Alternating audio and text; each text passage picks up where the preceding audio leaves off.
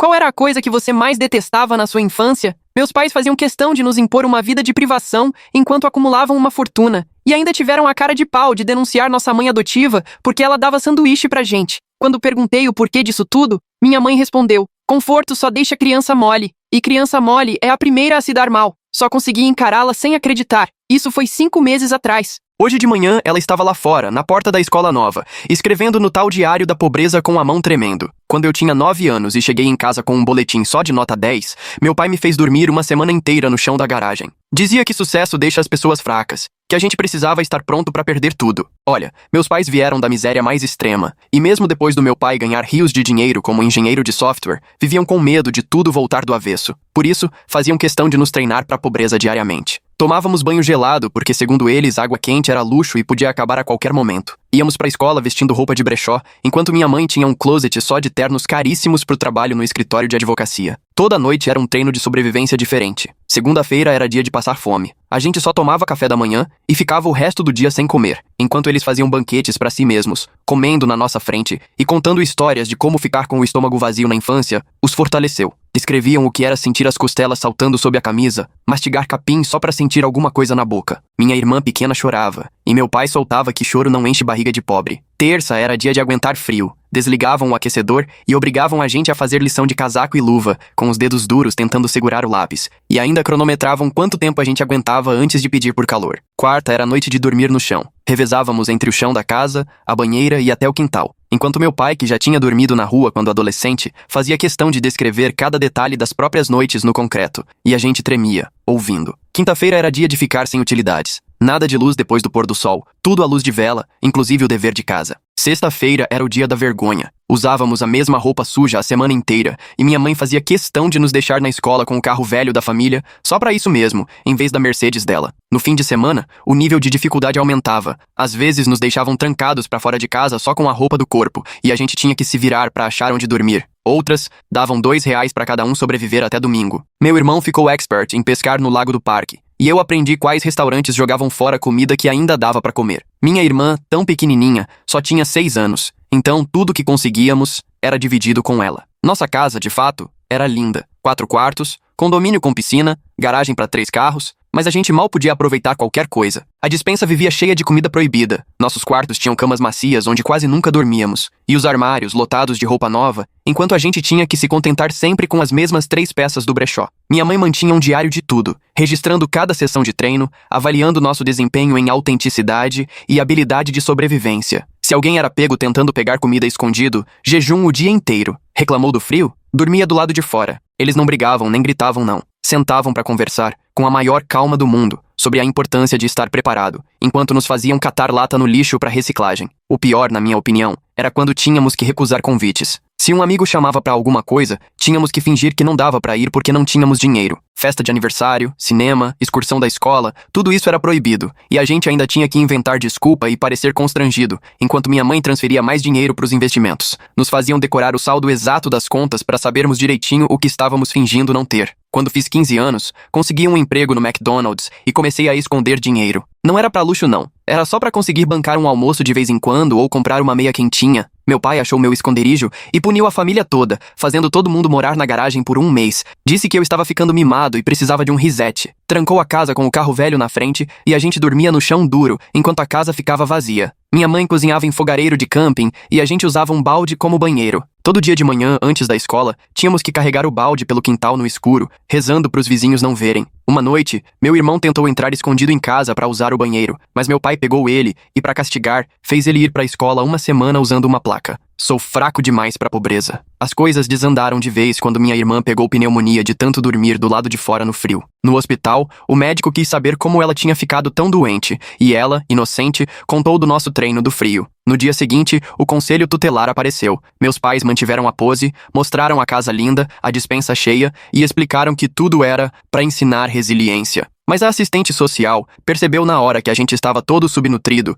e que as camas nem pareciam usadas. Ela achou o diário da minha mãe, lotado de detalhes sobre negar comida e fazer a gente dormir no concreto. nos entrevistou separados, mas o medo era tanto que ninguém conseguiu mentir. Fomos levados dali no mesmo dia. A assistente social, Dona Chen, tinha um olhar bondoso, mas parecia exausta. Ela ajudou a gente a juntar nossas poucas coisas, enquanto minha mãe, parada na porta daquela casa perfeita, continuava anotando tudo no diário. Meu pai ficou sentado na mesa da cozinha, almoçando tranquilo, como se nada estivesse acontecendo. Meu irmão pegou a mochila escolar e a vara de pescar que ele mesmo fez com galho e fio dental. Minha irmã apertava o ursinho velho de pelúcia do brechó, o único brinquedo que ela pôde ter. Eu enfiei meu uniforme do McDonald's num saco de lixo com nossas 3 mudas de roupa cada um. Dona Chen levou a gente para um abrigo emergencial a 40 minutos dali. A mãe acolhedora, Catarina, recebeu a gente na porta de avental sujo de farinha e a casa tinha cheiro de pão quente e canela. Minha irmã arregalou os olhos com o cheiro. Catarina se abaixou na altura dela e perguntou: "Tá com fome?" Assim que minha irmã concordou, Catarina nos levou direto para a cozinha, sem nem se preocupar em mostrar os quartos antes.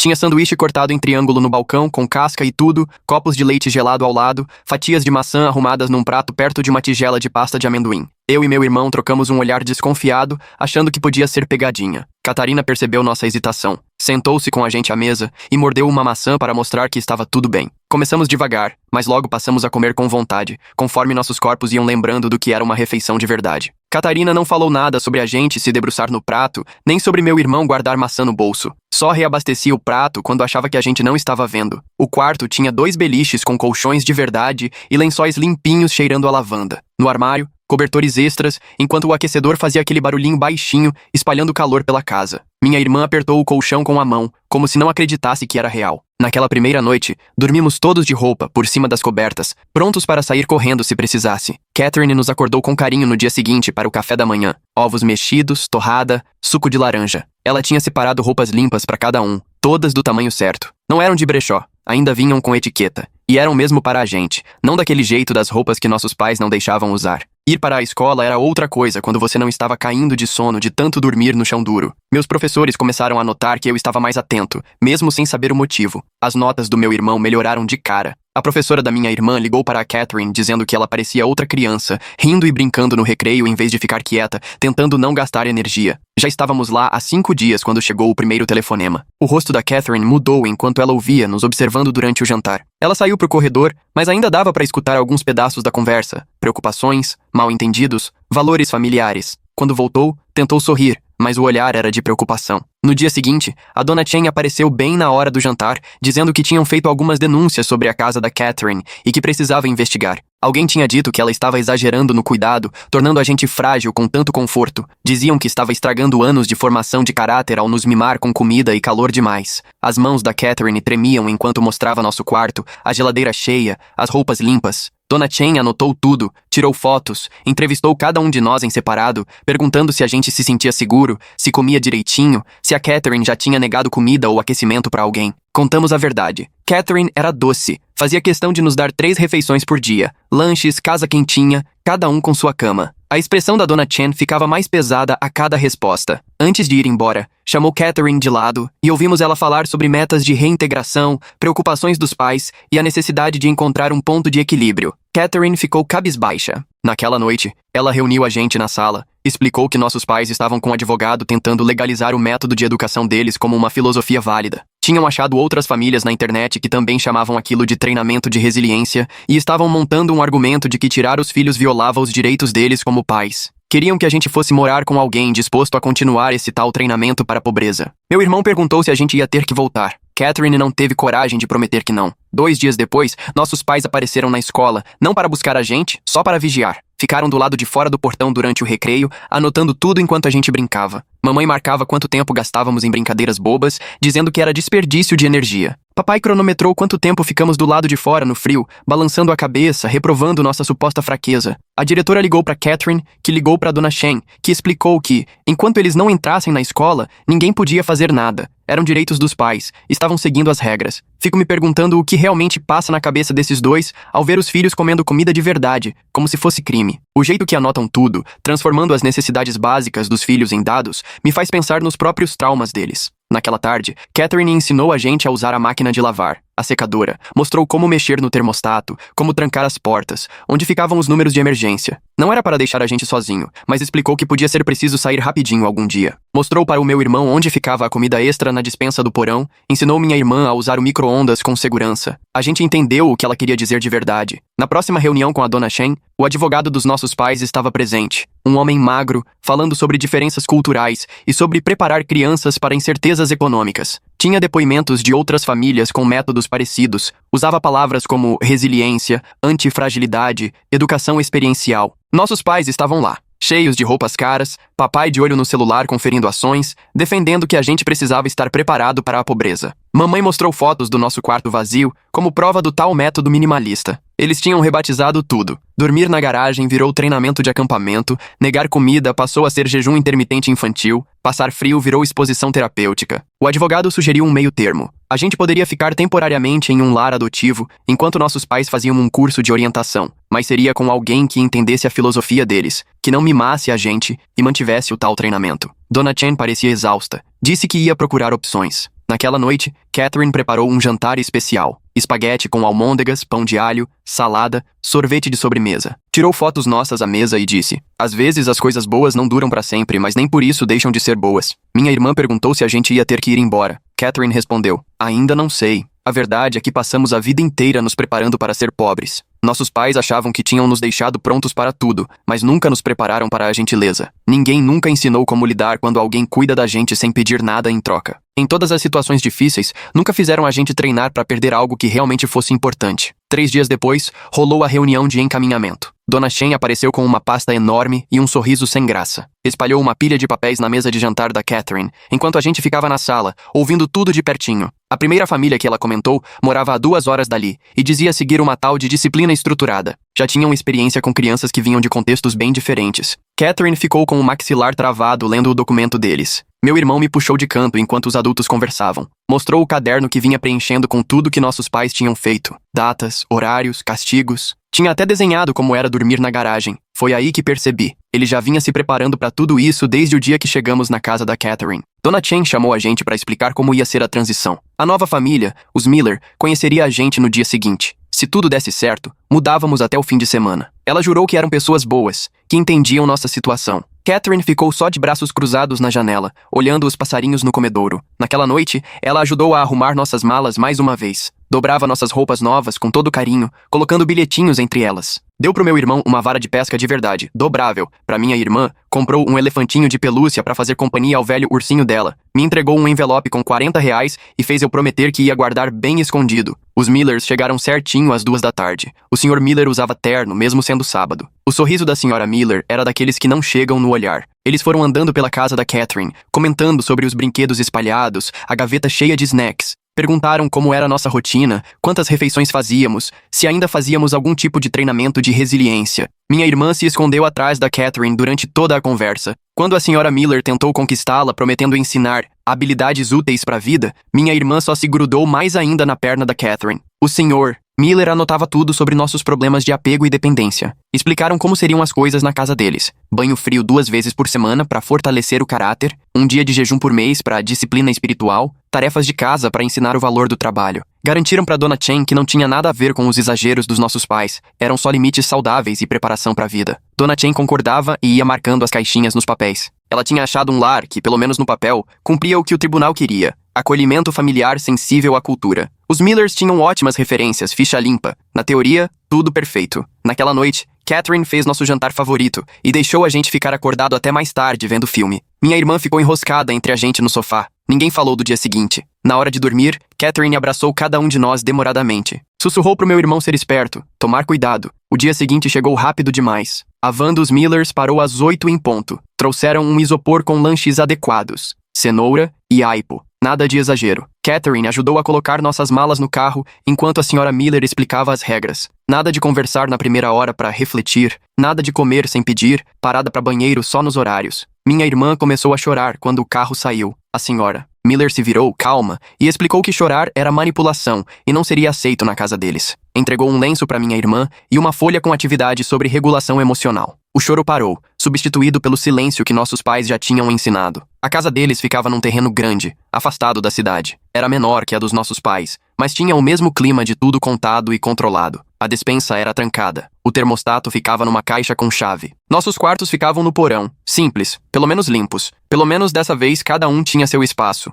O Sr. Miller mostrou o terreno, a horta onde trabalharíamos para ganhar o almoço, o galinheiro para aprender responsabilidade, a pilha de lenha para cortar e desenvolver o caráter. Mostrou o cronograma na cozinha, acordar às 5h30, dias de banho frio marcados de azul, jejum em vermelho, horário de estudo, trabalho, reflexão, tudo separado em quadradinhos. A senhora Miller preparou o almoço enquanto a gente desfazia as malas. Um sanduíche para cada, só água para beber, nada de extra. Observava a gente comer, anotando nossa educação na mesa e se demonstrávamos gratidão. Quando meu irmão perguntou sobre o jantar, ela explicou que precisaríamos merecer com as tarefas da tarde. A primeira semana passou como um borrão. Acordar antes do sol, banho frio nos dias marcados, trabalho na horta, até minha irmã arrancando mato com as mãozinhas. Lições na mesa da cozinha com a senhora Miller de olho. Só ganhava a refeição quem cumpria as tarefas. Diário de reflexão toda noite, revisado e avaliado pelo Sr. Miller. Eles eram mais espertos que nossos pais, faziam tudo dentro da lei, tinha comida suficiente para ninguém passar fome. Banho frio era opcional, mas quem escolhia a água quente perdia privilégios. O trabalho era pesado, mas nunca passava do limite. Eles anotavam tudo como se fosse formação de caráter. Meu irmão já foi se planejando desde o início. Escondia o caderno verdadeiro, anotava tudo igual antes, mas também preenchia o diário de reflexão com tudo que eles queriam ouvir. Gratidão pela disciplina, elogio à estrutura, compreensão das dificuldades da vida. Os Millers elogiavam o progresso dele. 3 semanas depois, o advogado dos nossos pais entrou com um pedido. Diziam que tinham feito curso de parentalidade e queriam visitas supervisionadas. Os Millers apoiaram, dizendo que o vínculo familiar era importante. Dona Chen não tinha motivo legal para negar. A primeira visita foi num centro comunitário. Mamãe chegou com o diário de superação dela e uma caixa com coisas adequadas pra gente. Livros usados sobre resiliência, roupas gastas de brechó. Papai trouxe folhas de exercícios sobre educação financeira e técnicas de sobrevivência. Passaram 2 horas testando nossa resistência, tentando ver se a gente tinha perdido o jeito. Minha irmã quase não abriu a boca. Meu irmão sabia exatamente como responder, mostrando só o suficiente de dificuldade para agradar quem avaliava. Eu ficava de olho na supervisora, uma mulher claramente entediada que passava a maior parte do tempo grudada no celular. Nossos pais eram sempre cautelosos, seguiam as regras à risca. Nunca nos negavam comida, nem faziam a gente sentar no chão, mas não perdiam a chance de lembrar o tempo inteiro do que nos esperava quando voltássemos para casa.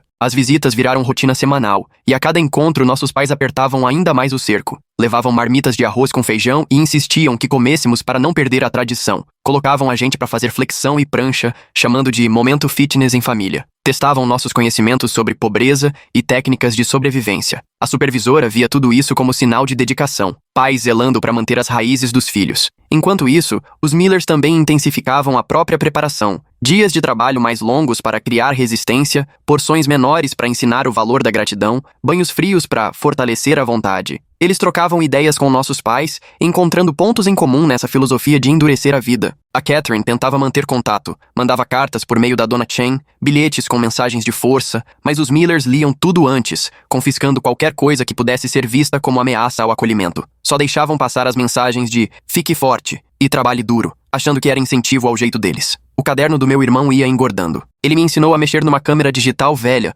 comprada com moedinhas do lanche num bazar, e juntos fomos registrando a despensa trancada, os horários de trabalho, as refeições simples. Enquanto a Catherine ensinava o básico para sobreviver, nossos pais contratavam advogados para justificar que fazer criança dormir na garagem forjava o caráter. Era como tentar colocar um curativo em quem se machucou, enquanto o responsável pelo machucado explicava que sentir dor é formativo. Mas a gente precisava de mais. Provas que realmente fizessem diferença para quem pudesse ajudar. A grande virada foi numa visita dos pais. Minha mãe levou o diário dela, todo atualizado, e mostrou para a supervisora como vinha anotando nosso progresso. Eram páginas e páginas de registros sobre nossa resiliência e habilidades de sobrevivência. A supervisora pareceu achar ótimo tanto zelo. Só que minha mãe derrapou, deixou o diário em cima da mesa quando precisou ir ao banheiro. Meu irmão aproveitou e puxou o assunto com meu pai, perguntando sobre juros compostos. Eu peguei o diário rapidinho, folheei as páginas principais, tirei fotos dos planos detalhados de retorno, esquemas de treinamento muito além do que já tinham contado ao tribunal. Prova a gente tinha, só não sabia como usar. Os Millers controlavam nosso tempo no computador,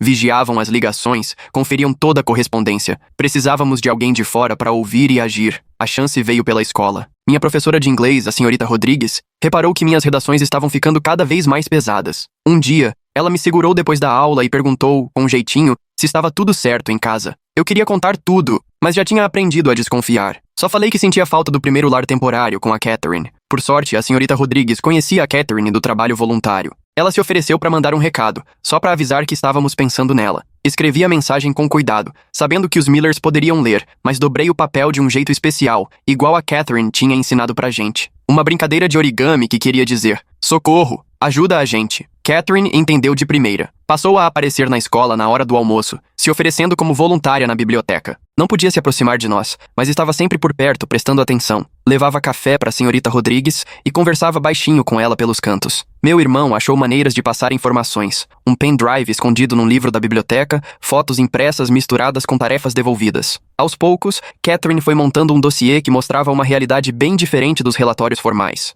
Os Millers nem desconfiavam. A gente já tinha aprendido a se esconder em plena vista, a fingir que enfrentava as dificuldades exigidas, enquanto por dentro armava nosso plano. Cada banho frio, cada refeição perdida, cada hora de trabalho forçado era mais um argumento na nossa defesa. Nossos pais ficaram mais ousados nas visitas. Começaram a levar outras famílias que também praticavam treinamento de resiliência e formaram tipo um grupo de apoio no centro comunitário, trocando técnicas e celebrando a dedicação uns dos outros. A supervisora enxergava ali uma comunidade unida por métodos alternativos de criação. Teve família que até levou os filhos, pálidos, magros, mas muito educados. Eles disputaram com a gente para ver quem tinha passado mais tempo sem comer. Nossos pais ficaram todos orgulhosos quando meu irmão contou que ficou 3 dias seguidos sem comida, sem dizer que era a punição dos Millers por ter questionado o cronograma. Dona Chen seguia com as visitas mensais, checando nosso progresso. Os Millers mostravam nossos diários, as tarefas completas, as notas melhorando. A gente atuava direitinho, agradecendo pela rotina e disciplina. Ela ia embora achando que estava tudo funcionando, mas Catherine continuava na luta. Foi se conectando com outras famílias que conseguiram escapar, encontrou pesquisadores que estudavam ideologias extremas de criação, coletou depoimentos de professores que notaram mudanças em nós. Assim, peça por peça, ela construiu um quadro que os canais oficiais nunca enxergaram. O segundo grande ponto de virada aconteceu numa sessão familiar. Uma terapeuta, indicada pelo tribunal, foi avaliar nosso progresso antes da reunificação. Nossos pais chegaram cheios de documentos, mostrando cursos concluídos e discursos sobre equilíbrio e moderação. Falaram bonito sobre aprender a ser mais flexível. A terapeuta quis saber dos nossos sentimentos. Minha irmã, com só 7 anos, já sabia falar o que os adultos esperavam. Disse que sentia falta dos pais, mas valorizava as lições deles. Meu irmão comentou que agora entendia melhor o lado dos dois. Eu falei que tinha esperança de um futuro mais equilibrado em família. Só que a terapeuta era mais esperta do que os antigos supervisores. Percebeu nosso jeito ensaiado, o olhar que trocávamos com os pais antes de responder, e fez perguntas fora do script. Quando perguntou para minha irmã qual era a melhor lembrança em família, ela não conseguiu citar nada que não envolvesse fome ou frio. A sessão terminou sem uma conclusão clara. A terapeuta recomendou que o acolhimento continuasse, mas que a gente recebesse mais apoio psicológico. Nossos pais saíram decepcionados, mas firmes na decisão de não desistir. Para os Millers, aquilo só comprovava que os métodos deles estavam certos, uma prova de que a gente precisava de mais disciplina antes de voltar para casa. Naquela noite, meu irmão me mostrou toda a documentação que ele vinha juntando. Eram meses de registros, tudo organizado e categorizado. Fotos, cronogramas, diários das refeições, castigos, todas as evidências que poderíamos precisar se ao menos alguém quisesse enxergar. Só que o tempo estava correndo. A reavaliação judicial estava chegando e nossos pais ganhavam cada vez mais espaço. Catherine agiu por intermédio da senhorita Rodrigues. Ela não podia falar conosco diretamente sem infringir as regras do acolhimento, mas encontrou um jeito de ajudar. Ofereceu aulas de reforço e atividades acadêmicas que nem os Millers conseguiram recusar. As aulas aconteciam na biblioteca pública, um lugar neutro, cheio de recursos e computadores. No primeiro dia, só rolou exercício de matemática e interpretação de texto. O tutor era o Marcos, um universitário calmo, paciente e super atencioso. Ele logo percebeu que meu irmão tinha um nível avançado e sugeriu aulas de programação. Para os Millers, era uma oportunidade de aprendizado prático para a vida, então aprovaram na hora. O detalhe é que Marcos também tinha passado pelo sistema de acolhimento da Catherine e agora estudava serviço social. Sabia identificar sinais, reconhecer falas ensaiadas e ajudar sem chamar atenção. Nas aulas de programação, meu irmão aprendeu a usar nuvem, guardar arquivos protegidos, entender criptografia. Nas minhas oficinas de escrita, fui treinando a contar nossa história de um jeito claro, envolvente, impossível de ignorar. Até a hora de leitura da minha irmã virou um espaço para ela conhecer seus direitos e aprender onde procurar ajuda. Para os Millers, era só progresso na escola e eles autorizaram mais sessões. Nossos pais viam nisso ferramentas para sobreviver à pobreza e ficaram satisfeitos. Dona Chen enxergava pais acolhedores preocupados com o futuro dos filhos. Cada um só via aquilo que queria. Enquanto isso, a gente foi subindo tudo. Fotos, documentos, tudo guardado em segurança. Marcos explicou sobre metadados, horários, tudo para garantir que as provas tivessem validade jurídica. O advogado amigo da Catherine revisou o material e montou um dossiê impossível de ignorar. A audiência chegou antes do esperado. Uma juíza nova assumiu o caso, sem muita paciência para discursos sobre métodos alternativos de criação. Ela queria ouvir cada parte no próprio gabinete, inclusive a gente, separado dos adultos. Nossos pais chegaram confiantes, carregando certificados, depoimentos de grupos de apoio e um plano detalhado de reintegração. Os Millers entregaram relatórios cheios de elogios sobre nosso desempenho. A senhora Chen levou laudos comprovando que a colocação estava funcionando. Só que Catherine tinha protocolado um relatório dela, enorme, recheado das nossas provas, laudos de especialistas e uma leitura dos fatos completamente diferente. A juíza recebeu esse relatório poucas horas antes da audiência. Ficamos do lado de fora, escutando as discussões pelo vão da porta. O advogado dos nossos pais falava em perseguição à família alternativa. Os Millers defendiam o bom acolhimento. A senhora Chen explicava as decisões. E a advogada da Catherine, calma, expunha os fatos. Quando chamaram a gente, a juíza estava exausta, mas pediu que sentássemos e começou a conversar direto conosco,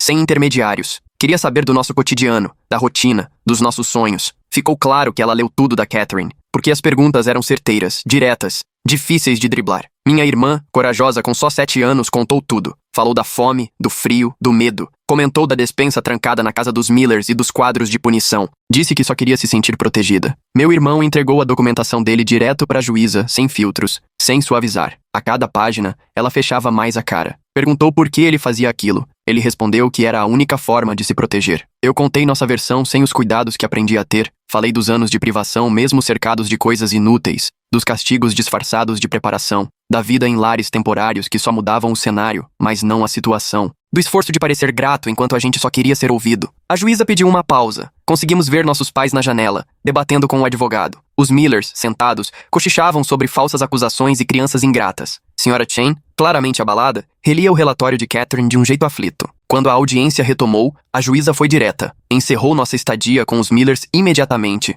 suspendeu o plano com nossos pais até a investigação e disse que conversaria com Catherine sobre uma solução urgente. O advogado dos nossos pais protestou, falou em discriminação, prometeu recorrer. A juíza deixou ele desabafar e respondeu tranquila. A segurança das crianças vinha antes de qualquer teoria de educação. Ela já tinha visto mais que o suficiente para se preocupar. Os Millers saíram sem olhar para trás, já nos vendo como um caso perdido. Nossos pais tiveram que ficar no fórum enquanto tudo era resolvido. Mamãe anotava no diário, indignada com o que considerava abuso de autoridade. Senhora Chen pediu desculpa baixinho. Essas crianças foram muito espertas. Documentaram tudo mesmo fingindo colaborar, disse ela. Fico pensando quantas outras crianças estão fazendo o mesmo, esperando só alguém escutar de verdade. Ela estava exausta, cheia de casos, tentando acreditar que o sistema funcionava, porque a alternativa era pior. Prometeu tentar melhorar. Catherine chegou menos de 1 hora depois. Tinha ficado por perto sem criar expectativas. A juíza conversou bastante com ela, revisou tudo, quis saber dos planos e do histórico. Catherine manteve a licença, preparou a casa e mobilizou toda uma rede de apoio. A burocracia foi longa, porque já tinham dado errado antes. Mas quando anoiteceu, estávamos indo embora com Catherine. Dessa vez, a juíza deixou claro que ninguém iria interferir. Nossos pais nos olharam ir embora dos degraus do fórum. Papai gritou, sejam fortes, estejam prontos. Mamãe levantou o diário, garantindo que tudo aquilo ficaria registrado para quando voltássemos. O advogado deles já tramava o próximo recurso, mas nós seguíamos para casa com a Catherine, para aquele lar que cheirava a pão fresco e segurança. Minha irmã logo pegou no sono, abraçada aos 2 ursinhos de pelúcia, enquanto meu irmão olhava pela janela, finalmente deixando os ombros caírem. No banco da frente, eu observava a Catherine dirigir tranquila pelo trânsito, mãos firmes no volante. Ainda teríamos muitos desafios pela frente. Audiências, sessões de terapia e um longo caminho até a cura. Nossos pais não desistiriam fácil, e o sistema, que já tinha nos falhado antes, podia errar de novo. Mas naquele momento, estávamos indo para casa. Não era para fingir pobreza ou bancar os resistentes, e sim para sermos simplesmente crianças bem cuidadas, alimentadas, aquecidas e amadas. Quando chegamos, a Catherine fez chocolate quente de verdade, com marshmallows. Sentamos à mesa da cozinha dela, a mesma onde um dia aprendemos que comida podia ser oferecida sem exigir nada em troca. Ela não forçou conversa sobre o que ainda viria, só completava nossas canecas e nos deixava existir em paz. Naquela noite, dormimos em camas de verdade, cobertos e de barriga cheia. Não havia horários pendurados nas paredes, nem despensas trancadas, nem quadro de punição. Só 3 crianças que tinham sobrevivido, contando a própria verdade, e uma mulher disposta a ouvir. A guerra não tinha acabado, mas aquela batalha estava vencida. No dia seguinte, acordei já na casa da Catherine e encontrei meu irmão sentado à mesa, com o caderno aberto ao lado do cereal. Ele já desenhava há horas, rabiscando diagramas de coisas que eu nem conseguia entender. A Catherine se movia silenciosa pela cozinha, deixando espaço para ele e nos observando de longe. Minha irmã apareceu no corredor, arrastando os bichinhos de pelúcia e com o cabelo todo despenteado. A Catherine a ajudou a sentar e colocou torradas com geleia de morango de verdade, com sementinhas e tudo. Minha irmã olhou como se não acreditasse,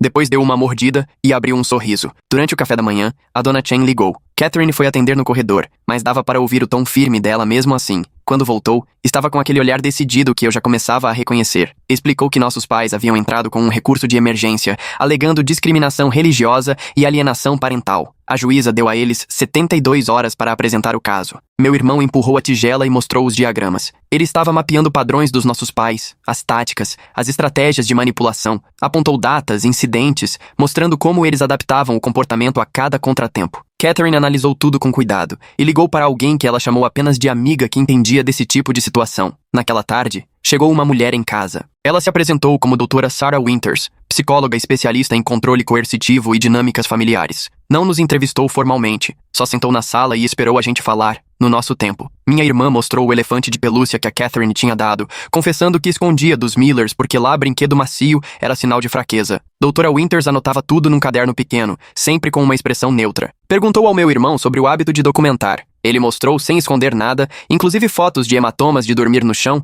registros de perda de peso em jejuns, anotações de temperatura durante o frio. Ela fotografou cada página com equipamento profissional, criando um registro oficial. Na manhã seguinte, nossos pais apareceram lá no fim da rua da Catherine, dentro do carro de autoescola. Não se aproximaram, só ficaram observando. Catherine chamou a polícia, mas disseram que, sem ordem de restrição, eles podiam ficar ali, já que não faziam nada ilegal. Meu irmão instalou uma câmera na janela para registrar. De hora em hora, ele anotava o que via. Mamãe escrevendo no diário, papai no notebook, às vezes saindo do carro para se alongar e olhar para nossa casa. Ficaram até escurecer e voltaram ao amanhecer. Catherine fez de tudo para nos manter ocupados. Ensinou minha irmã a fazer biscoitos de verdade, com gotas de chocolate e manteiga. Meu irmão aprendeu a usar o computador dela para pesquisar sobre efeitos da privação na infância. Eu organizei a papelada para a audiência, tudo dividido certinho. No segundo dia, mais carros apareceram. Famílias do grupo de apoio dos nossos pais revezando vigília, segurando cartazes sobre direitos parentais e liberdade religiosa. Os vizinhos começaram a reclamar, mas novamente a polícia disse que eles não infringiam lei nenhuma.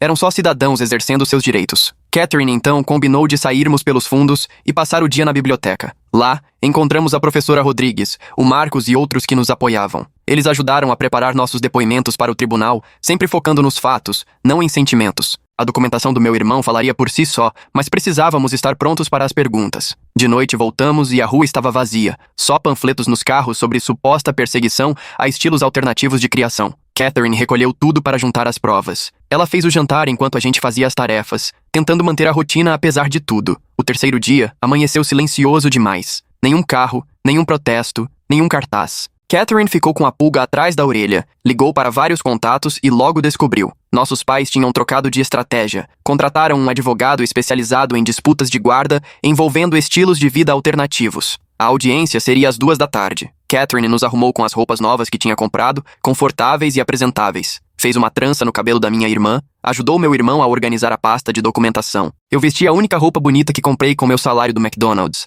guardada para ocasiões que nunca pensei que seria para lutar pela minha liberdade. Quando chegamos ao fórum, já estava lotado de apoiadores dos nossos pais. Eles organizaram um protesto com cartazes impressos e camisetas iguais, todos estampando: "Direitos dos pais são direitos humanos". As vans da imprensa ocupavam a rua, mas Catherine nos apressou antes que algum repórter percebesse que estávamos ali. Dentro do prédio, o corredor estava abarrotado. Nossos pais se destacavam no centro de um grupo, com mamãe lendo trechos do diário para quem quisesse ouvir e papai entregando panfletos que defendiam os supostos benefícios do sofrimento para o desenvolvimento infantil. De repente, eles deixaram de ser figuras radicais isoladas e se tornaram líderes de um movimento. Catherine nos levou para um canto mais tranquilo, onde a doutora Winters nos aguardava silenciosa, cheia de pastas em mãos. Ela tinha passado dias mergulhada em pesquisas sobre os métodos dos nossos pais, comparando-os com padrões reconhecidos de abuso e trazendo artigos acadêmicos, estudos de caso e laudos de especialistas para apresentar. Mas nos alertou que agora, com a postura mais elaborada dos nossos pais,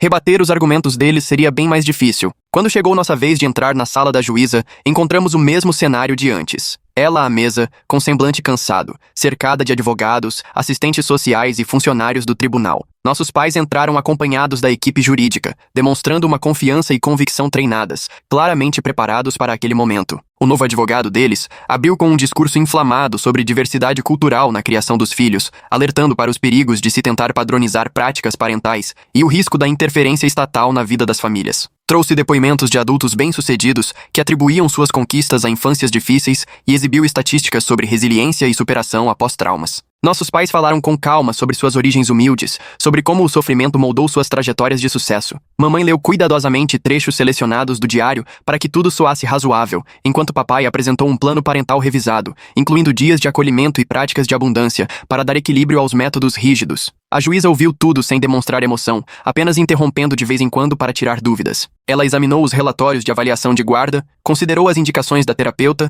e analisou as propostas apresentadas para nosso futuro. Quando finalmente se voltou para nós, tinha um olhar gentil, mas visivelmente exausto. Minha irmã foi a primeira a falar, abraçada aos 2 bichinhos de pelúcia. Com sua voz de 7 anos, explicou como a fome que sentia era diferente da fome normal, como era o frio nos dias em que não podia se aquecer e como era assustador ficar trancada do lado de fora à noite. Ela não chorou nem exagerou, apenas contou os fatos, exatamente como aprendemos em casa, enfrentar as dificuldades sem drama. Meu irmão apresentou sua documentação do jeito meticuloso que papai lhe ensinou, mostrando página por página a evolução dos castigos, da disciplina para a privação até chegar ao abuso sistemático. Usou as próprias palavras deles contra eles, provando que os métodos ultrapassaram qualquer justificativa plausível de preparação para a vida. Fui a última a falar, descrevendo como era diferente viver com Catherine em comparação a todas as outras casas em que já moramos. Contei que fomos treinados para mentir sobre nossa situação, para agradecer mesmo quando estávamos sofrendo e para esconder provas dos métodos dos nossos pais. A juíza permanecia ali, exausta, enquanto advogados discutiam se obrigar crianças a dormir do lado de fora podia ser considerado diversidade cultural na criação. Isso sim é um tipo de reviravolta que nem reality show ousaria mostrar.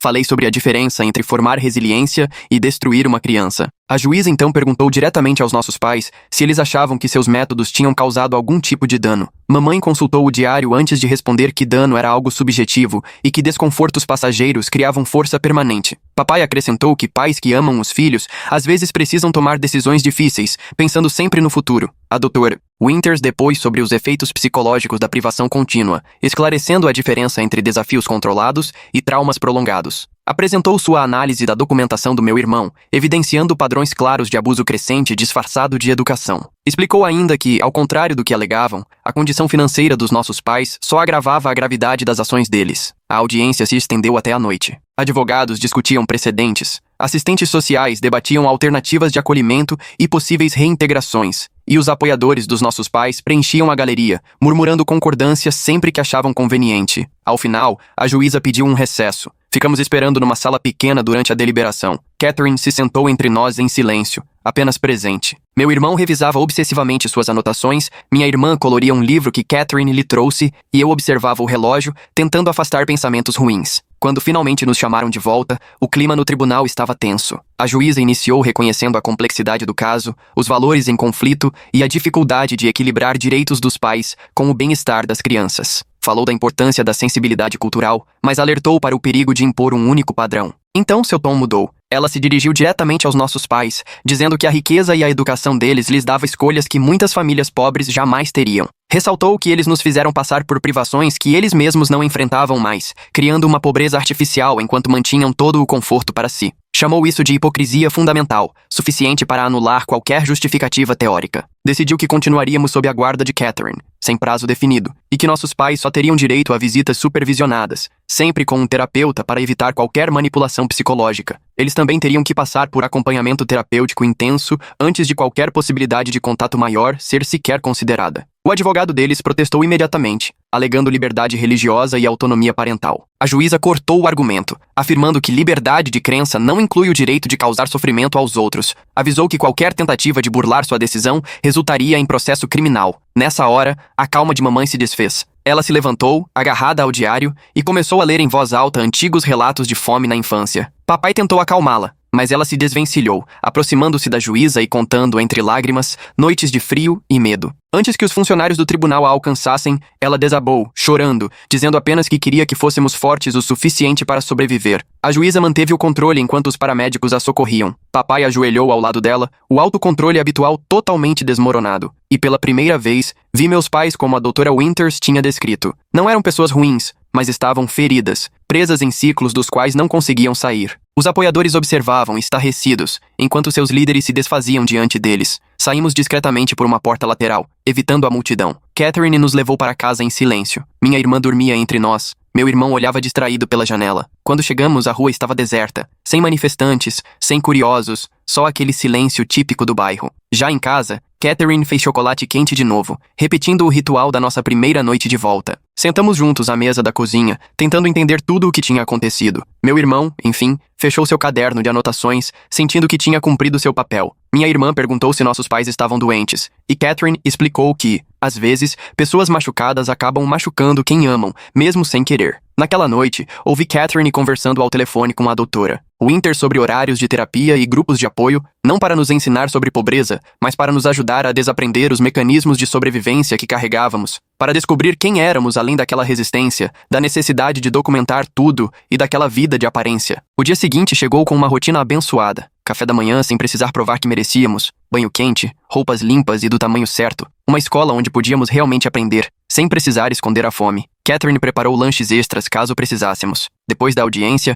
o movimento dos nossos pais se desfez. Alguns apoiadores diziam que tínhamos sido manipulados, outros passaram a questionar métodos que antes defendiam. O fórum online virou um campo de batalha, discutindo até onde ia a preparação e quando começava o abuso. Nossos pais se afastaram da vida pública e o advogado soltou uma nota dizendo que respeitavam a decisão judicial, mas recorreriam pelos meios legais. As semanas foram passando numa paz desconfiada. Tínhamos sessões de terapia para dar nome ao que vivemos, jantares em família onde ninguém precisava merecer o prato, dormíamos em camas de verdade, com cobertores quentinhos e sem medo de sermos acordados para algum exercício noturno. Meu irmão começou um novo caderno, agora só com pensamentos de adolescente, sem precisar de provas. Minha irmã brincava com seus 2 bichinhos de pelúcia, sem mais esconder ninguém. Catherine nunca prometeu para sempre, mas garantiu estabilidade, pelo menos por enquanto. Ela nos ajudou a enfrentar as visitas supervisionadas aos nossos pais, horas desconfortáveis no consultório do terapeuta, tentando recomeçar sem testes ou privações. Eles começaram a trazer presentes que podíamos realmente ficar, livros só para ler por prazer, roupas que vestiam direitinho. Aos poucos fomos entendendo a diferença entre ser forte